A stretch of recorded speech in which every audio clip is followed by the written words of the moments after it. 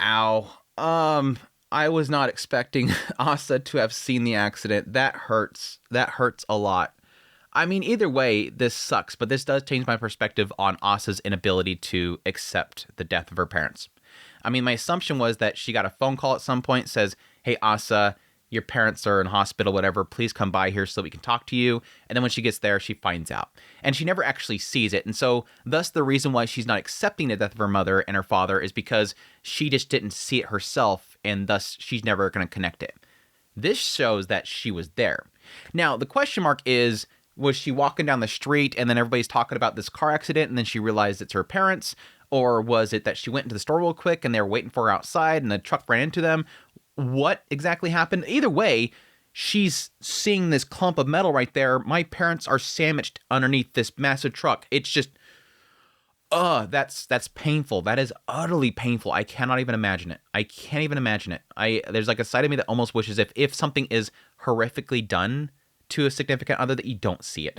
I can't imagine it. But this episode, we have quite a bit to talk about with this episode 5 of Journal with Witch. What a interesting episode. A lot of anger in Asa's character. And I think that is sort of painted as being caused by this contradiction. I mean, they open up the episode with her talking to Emily and the idea of contradictions. And now parents, adults themselves always have contradictions. And that's sort of manifesting into Asa in an anger. She's mad at her mom because, and this is sort of a lot of cases a step in grief, is the idea of getting angry at somebody leaving you. But it's seemingly connecting it to the idea that adults always lie. They always contradict themselves. And the idea that it opens up and it has all these moments where it's showing that her mom is wanting to help her with things and wanting to support her. Do this. Oh, this is a good idea. Mama knows best. Try this out. But eventually, like a good parent, eventually saying you need to start trying to, curve your own path, mark your own way, choose your own things, make decisions for yourself. And then the moment that happens, she makes a decision to cut her hair short and their mom doesn't like it. Again, contradictions. You tell me you want me to do whatever I want to do, and I do it, and you say, "Why'd you do that? You look like a boy," which was kind of interesting. There was a back and forth there with Makio's kind of storyline, the idea that she told her to wear the checkered shirt, like she said that Makio wearing it was weird, and then here she's got the short hair thing going on and she doesn't like it.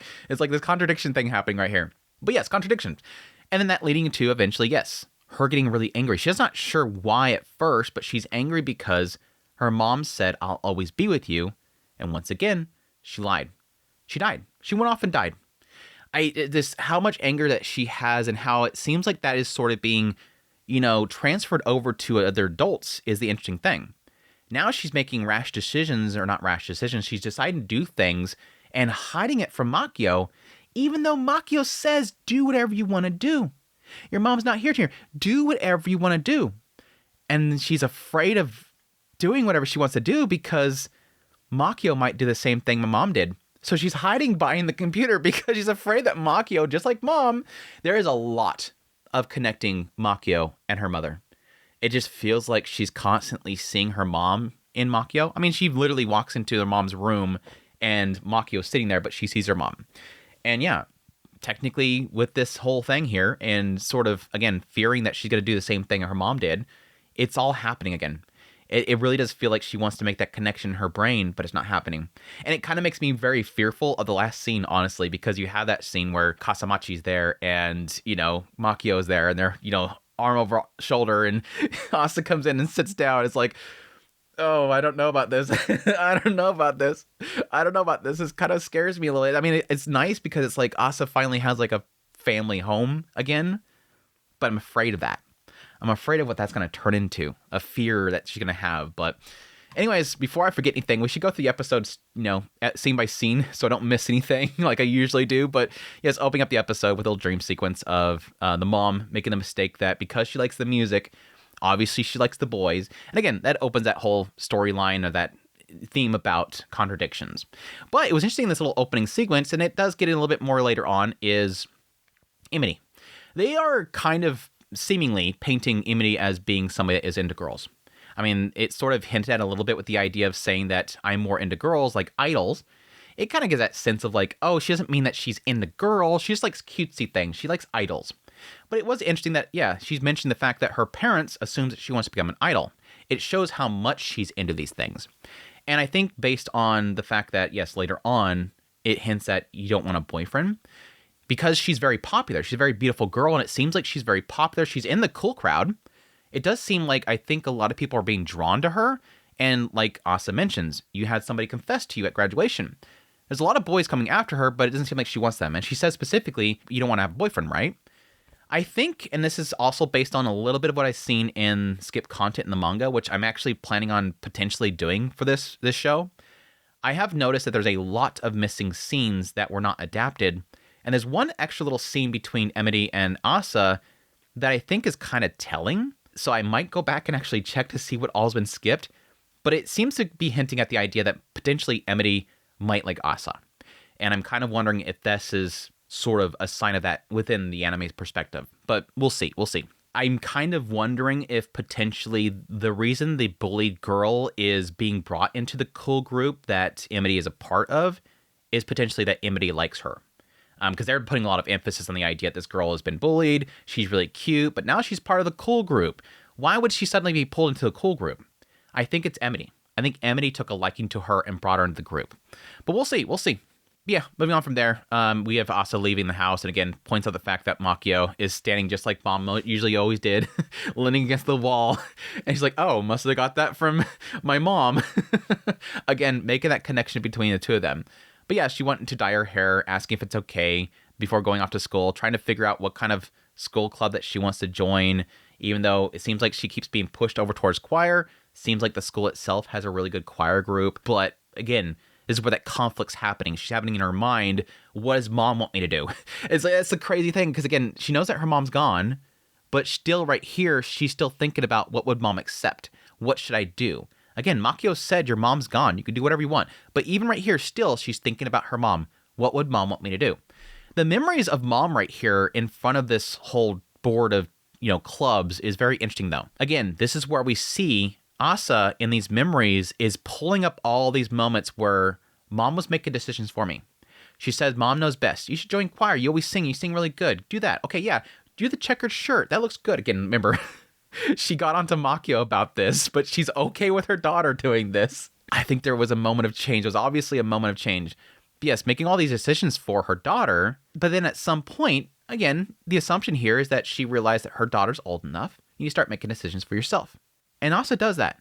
Cuts the hair short. It shows in the manga that she actually asks her father, you think it'd be okay? And the father literally says, it's fine. Just make sure not to do anything that makes your mom upset. Which is kind of a dumb response.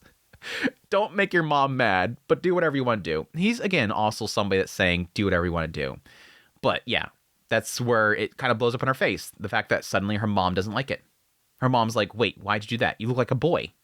You told me to make my own decision. I did it, and now you're saying that I look like a boy. Amity likes it. Amity's the only one that likes it. And that sucks, though, because it implies that she made that decision to cut her hair. Her mom said it looks like a boy, and then she tells Amity, I'm going to work all spring to make her accept it. I'm going to make mom like it. And it seems like at that same point, her mom dies. She finally makes the decision for herself, and mom doesn't like it, and then she dies. It's such a bad last experience because they don't really kind of correct the correcting. They don't get a clarification as to why it was a bad thing and ultimately prove that it was a good thing. That's, I think, the other sucky part about it. But again, right here, that acknowledgement that she's seen the accident, that sucks so much. Again, and how gruesome it was. And the hope is that she didn't see the bodies underneath there and that they got her out of there, because that's horrible. That is absolutely horrible, being pinned like that. But yeah, this is where she's frustrated, says that she feels irritated and she's not sure why. And she turns to Amity, and Amity is walking off with her group. That sucks. Again, because in the manga, Amity rushes back and talks to her. Why? It's like, I hurt so bad when Amity walked away and left Asa there. And not that she knew, but Asa was trying to get help. She's frustrated and she doesn't know why, and she needs the answers, and she turns to her bestest friend, and her bestest friend walks off. But yes, in the manga it shows Amity, and she rushes back, and she's like, did you run back here? It's like, yeah. It's like, aw. But yeah, it's emphasizing here that Asa is getting frustrated, and seemingly she wrote in her journal, but up and dying like that was her own fault. Ow. Again, the blame on her mother for essentially leaving her. again, we're moving from essentially not grieving to now lashing out. She's mad at her mom. Ugh. Change scenes, though. We get the phone call from the grandma. Makio's like, I haven't been there in 5 years. Wait, why? Yeah, let's go. Interesting little moments here, getting to the house and then having these little kind of flashbacks that Makio has. She's seeing that, her sister's criticizing her for liking those cutesy, all these stuff that you enjoyed too. It's like her sister's acting like she's never enjoyed these. Like, you read them too. What are you talking about? Fine then, you can't borrow them anymore. That was a little kicker there. But it was sweet though. It kind of shows those easier moments, those simpler times when she was, sitting down with her sister playing a video game, their mom yelling at them for being too loud, a little nostalgia feeling there that's hitting her. But I think the grandmother does sort of bring up a very interesting little perspective here. Because yes, Asa's talking to the grandmother and she's like, have you decided on college yet? She's like, no, I just literally just joined high school. Can I think for a little bit? It's like, oh, Minori and Makio, they chose early, so I couldn't help myself. But here it's kind of talking about the contrast, and it kind of, Makio, pretty much confirms quite a bit of this, is that yes, the grandmother, she sort of sees Makio and Minori, Asa's mother, kind of sees them differently in the idea that unlike Makio, Minori was a good listener. Asa's mother was a good listener. And again, Makio confirms this later on, saying that over time, she's become kind of dull and snide. Her grandmother's becomes dull and snide. And that's because she used to see and give compliments to both of them, saying that, Minori was caring and Makio was self-sufficient. And that makes sense. It seemed like Minori, again, even though Makio doesn't like it, it felt like Minori, from my perspective, so far, it feels like Minori was trying to help Makio, was trying to, guide her. She was caring. She felt that Makio was doing something wrong. She was trying to help. Again, from Makio's perspective, we'll find out eventually, Makio's perspective, she was a dick. She was mean, judgmental. I'm kind of wondering, again, if that's going to be a misread. But then over time, because, the father died and, Minori and Makio left the house, it seems like the grandmother's perspective of them changed to Minori is lacking independence, which I can see being the idea that Minori herself is still seeking to communicate to them, and that's the lack of independence. And Makio has changed to becoming cold because, again, she isolated herself. She left the family. She doesn't want to talk to Minori anymore. She probably doesn't visit the grandmother anymore. She runs off on her own, does her book thing, and becomes kind of a shut-in. It all technically makes sense if you really think about it. But anyways, yes, Asa eventually excuses herself, goes upstairs, and again, sees her mom and Makio. Again, this is going to be inevitability. I kind of wonder if this is going to be inevitability, is that she'd eventually start getting closer to Makio, and then Makio would have to, I guess, remind her, hey, look, I'm not your mom. I'm not her. I'm never going to be a replacement for her. Because I think this writer could technically get into the idea of Asa not accepting the death of her mother because she just replaces it. She just takes Makio and puts her in that spot. And eventually, potentially calls Makio mom. And Makio says, no, that's not me. That's not me. I can't replace her. You have to accept that she's gone. She's passed away. I'm not that individual. I'd wonder. But yeah, I do like this right here, though, because Asa's like, yeah, do you really hate grandma? I don't hate everybody. Just don't like your mom. But I like this because she points out that, yeah, there's a reason why I don't tell you about my problems with your mom. It's because you should always remember how she was. You should remember her as the caring mom that you remember. Don't let me tell you what I experienced with her because that's going to change your perspective. Just keep that memory and move on with your life. It's not going to happen. We all know that's not going to happen. Eventually, it's going to get dredged up. I did love that Asa pointed out that their mother did love them. Seeing that her grandmother was crying for her mother, was just could not stop. So obviously showed that she loved them. And I love that fact that, yes, as they go to leave, Makio remembers what she says and goes, yeah, hey, Mom, I didn't like her as much as you did. I'm never going to be able to understand your grieving of her. I can't join you on that, but I can at least give you an ear. I love that. That was sweet. And the mom kind of showing that as well, that, yeah, I am still your mom. I still care about you. I think what the mother's sort of doing here is kind of what all mothers do. They acknowledge that their children are adults. They have their own problems. And she acknowledged that Makio has a lot of her own issues. She got a lot on her plate she's dealing with. You don't need my problems. It's a selfless thing. A mother's going to be like this. A mother's definitely going to be a selfless person that's going to not want to burden their children with their problems. She says, just the two of you work together. Live a healthy life. It was sweet. It was sweet. Anyways, that's when we get the visit from the guy from the law firm. Oh, when Shingo came to the house, when Shingo Kasamachi came to the house, I was like, oh no, oh no. And I kind of wondered with the next scene if it was like the reason that Shingo was getting so chummy was like, oh yeah, he's got to step in there. He's like, dude, this guy from this law firm's going to start getting in my way here. But yeah, so they have the guys show up because she didn't answer the phone call. I knew the moment it showed that phone, I'm like, it's going to be somebody important. It's going to be like a lawyer, a case attorney. It's going to be like I don't know, hopefully not some person from Child Protection Services or something like that. It's pretty close to that, honestly. But yes, this guy shows up. He's like, yeah, you missed all my calls. So let's just get right to it. That banknote thing you gave me. Yeah, I got 3,000. Well, it's like $2,400, I think, around there in USD. At 300,000 yen has been withdrawn. Can you explain this? I need a receipt for this. As somebody that is, since you become her guardian, you have to. A very interesting thing, and it kind of makes sense again, the fact that she's taken over as guardian. The government's gonna want to make sure that she's doing it properly. And again, she's technically taking that money, and they're gonna want answers for that stuff. But yeah, either way. Can you answer for this money? Hold on a second. Slow down. You're scaring me. Wait, I'm scaring you. It was a cute little misunderstanding there. I like that the guy seemed very understanding. I like that he admitted, I came in here, I was heated, you weren't answering the calls, I assume that you're one of these people. You know, assuming you're being one of these nasty people that I have to run into all the time. Let me back up. When it comes to, the care of these kids, I get a little bit heated. It seemed like a cool guy, but yeah. Asa ends up speaking up. It's for a computer. I bought a Mac. I'm like, yep, definitely gotta be that much. I'm surprised it's only that much. Must have got a little cheaper one, but yeah, apparently Asa went off and bought a computer. And again, this is what I was talking about at the very beginning of this video. This is where she's conflicted. She's confused. And I like the fact that they can at least come to that agreement that she's confused. This girl has this break that happened with her mother, that she said one thing and then it didn't turn out that way. She said one thing and she contradicted herself. And she's afraid, again, because she's seeing her mother in Makio and essentially attaching that to all adults, she's now afraid that whatever Makio is telling her is the opposite. Do whatever you want to do. You want to be in the band, your mom's not here, and you do it. But what if she's lying like everybody else does? I have to hide this. I need this thing. I need to use this for band. Let me buy this. It sucks. It sucks again. It's that confusion that she's totally has in her own mind. It sucks. But interesting, the guy says, has she ever told you, has Makio ever told you that you can't do things? She says, no, never. But since she's an adult, I thought she might say no. Again, that contradiction thing.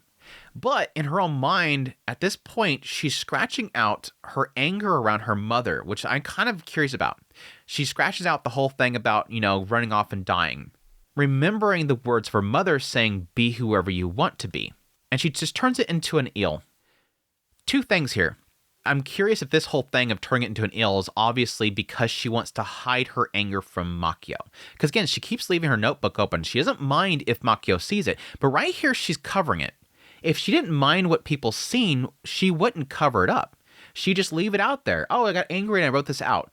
But I think because she also wants to leave it out there and she knows she's going to leave it out there, I think she's ashamed of what she thought. She's ashamed that she thought that. She's ashamed of that irritation that she momentarily had right here, and so she's covering it up. The other part is the question that I have is really around, why was this the big shift in her frustration? Why did she suddenly right here in her mind, or at least, again, the portrayal here, she suddenly cover this up and get rid of this anger? What was so different about this moment that made her change her mind? I'll be curious if they go back to this later on, because that's a shift. It could have just been a moment where she realized herself without anybody really talking to her that she was being foolish. I don't know. But yeah, the lawyer seems to agree that it seems like she's in the midst of finding herself. And I love his support at the end of it. Again, people like this who get involved with, people that are, taking over for guardianship, people that are honestly have a very important role. People that are trying to make sure that children, when they are dehoused and moved to another family or a guardian, to make sure that transition goes well and they're not taken advantage of. The funding that is supposed to go to the children is not squandered. And in a lot of these cases, they can be sort of portrayed in horrific ways. And there's a lot of bad people in the world that do take advantage of this stuff or improperly do their jobs to the worse detriment to the child. But I like this guy is like supportive. I'm here to help you out. Hey kid, if you have any questions, you have any concerns, just contact me. And you too, Makio. I've never met somebody like you before. I'm pretty inexperienced, but we'll work together here. Somebody like me, yeah, an author. Deadlines, all that kind of crap. I love all those things hitting Makio the entire time, like he's some deadbeat or something like that. It was goofy. I loved it, but yeah, he's just offering the help. Just sucks that Shingo walks up right then. Gets that misunderstanding. Oh, you must be Makio's significant other? I'm like, yes, please. But yeah, I love the little scene after this, though, because you have that little moment of, again, like a family. Like, you see a little moment of family, Shingo just kind of, helping out Makio. And again, this is one of those issues with how much they're skipping, is technically in the previous episode, the end. In the manga, there's like, that whole scene's extended, where Makio contacts Shingo and asks him about loneliness. He actually gets into his own thoughts of loneliness, and the idea that he felt like he was an individual because he's a guy. He felt that he shouldn't have loneliness. Like, I, as a person, as a guy, shouldn't have those feelings. I just assumed that I couldn't. And at some point, I realized that I technically am just hiding up the fact that I'm lonely or something like that. I figured I didn't actually look into it extensively because, again, I kind of considered doing skip content for this, but a little bit extended there. It shows that there's kind of a connection happening between the two of them again. And I kind of assumed that with the end of the last episode. I think she's kind of opening the door to Shingo because she realized that she can't do it alone. And I think she's kind of bringing him in to support her. Not that she wants to use him. I'm not putting it that way, but she needs him. She needs his help. He offers a lot to her that's helping her in this situation. And I see it right here. The idea that he's coming there and he's like, oh, I could buy one of those things for her if you want. No, that'll complicate things worse. I think that's a good thing. But yeah, just let's put that aside. Sits down there. You must be tired. Again, he understands her. Knows that this whole situation with the lawyer probably just drained her. Little hug. Just imagine it's a big dog that's hugging you. A big dog. She's like, oh wait, I just realized I did it to Asa too. I must have got that from you too. And again, the music coming on and bringing Asa in there. And again, a nice little moment here where it feels like Asa's got a family again. And again, I'm mixed on if that's a good thing or not. If she's going to make that connection that, yes, it's nice to be comfortable here with them, but this isn't your parents. These can be your guardians. These can be your new parents, but they're not your old parents is really the thing. And I'm really kind of wondering if that's going to blow up in their faces. But I want this, though. Like the Shingo, Makio, Asa thing. I love it. I love this right here. There's a little family back together again. It's good stuff. But yeah, bring out the fact that, she wants to join the band. Can I join the band? Yep, do whatever you want. I will. It's cute. It was a cute little ending there. And yeah, the manga kind of, I don't know if they had it in the anime, but the manga kind of implies, I think it was Shingo was mentioning, yeah, you should just do an iPad. I think there was a band in the West that, did everything on an iPad. It was good. It's good. But anyways, that's my Yap Fest of episode 5 of Journal with Witch. Again, continuing to be a fantastic series. Looking forward to more. But until next time, y'all take care.